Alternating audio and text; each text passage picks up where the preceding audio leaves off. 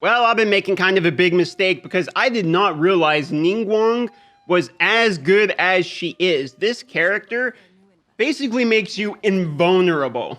Well, I've been having an absolute ton of fun with Ningguang lately. I think that she might be one of my new favorite characters. I did not realize that she does a lot of damage. And by a lot of damage, I mean like actually a good amount for a mage. Normally, I've been kind of unimpressed with these mages, if I'm being honest, but I just started using her, namely because I wanted some shields. So you can see I'm kind of just running around, messing around here so you can get an idea. But I wanted these shields. When you crystallize, you get the shield of the element you hit, right? And so I was like, okay, I need some way of survivability. So I built her up thinking, okay, I'll just pick up some shields, etc. And you can see I'm basically taking no damage. But what I did not realize when I was building her is that on top of the shields, and I was thinking, well, she's just kind of a support utility, right?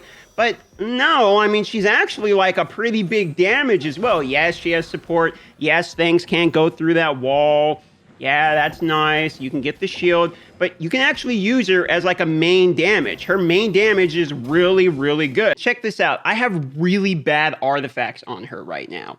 This is a level 9 artifact, okay, with just energy recharge that wrote on it. This is a purple artifact. This is a fire artifact. This is a purple artifact with crit damage, defense, HP, and HP again with crit rate that didn't roll.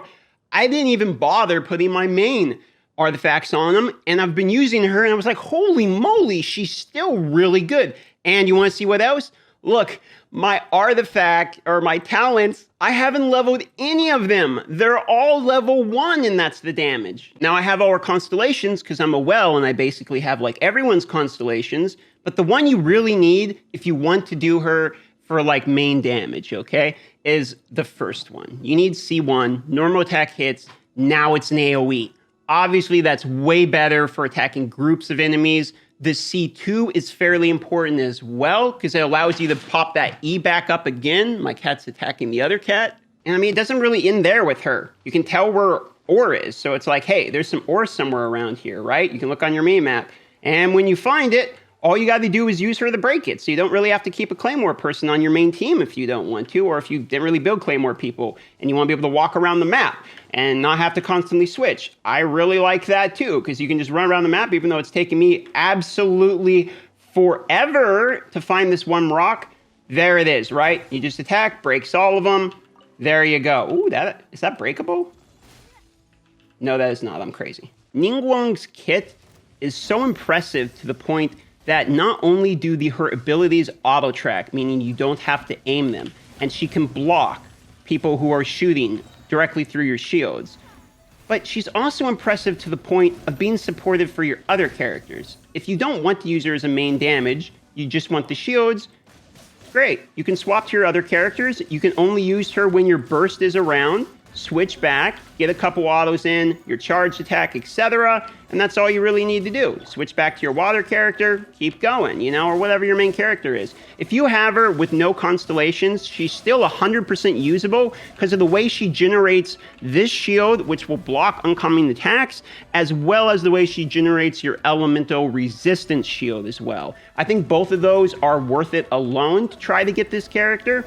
And if you're new to the game and thinking, is this character somebody I can use as a main character because you really, really, really enjoy her, I believe the answer to that is yes. And not only that, but as a main character, she actually does have combos. So one of your combos with her is you're going to do your normal basic attacks to have enough of your star jades, which are those geo elements floating around here, right? And then what you're going to do is you're going to do a charged attack into an ultimate, which breaks your E when your E is up, charged attack again.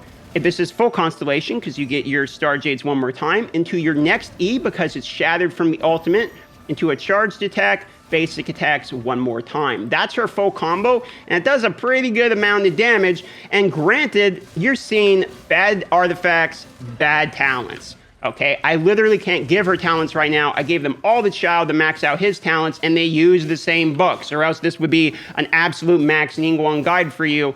As it stands here, I need to talk about this character because I can't believe I slept on her as long as I did. But really, I believe the answer is this, that all of the characters are extremely usable and probably really, really good. I still don't like Amber. I still don't like Lisa or Kaya. And Diona seems very unfun to play if we use her trio as any idea. That being said, those are just my personal opinions, okay? Those are the characters I don't enjoy.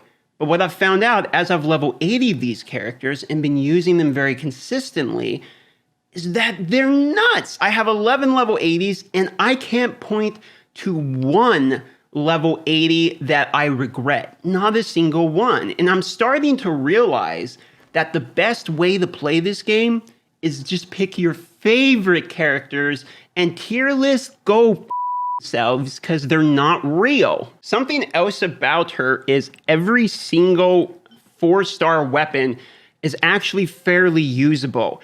And the reason I say this is because if you look here, they all have something that would benefit a version of Ningguang. So if you look, the sacrificial fragments, a chance to end its own cooldown with the E is really good because the E is actually pretty good burst. And if you have second constellation on it, you can burst it, it will shatter, reset the cooldown, you E again, reset the cooldown, right? So you can get a multiple E over and over again burst combo, which is really nice.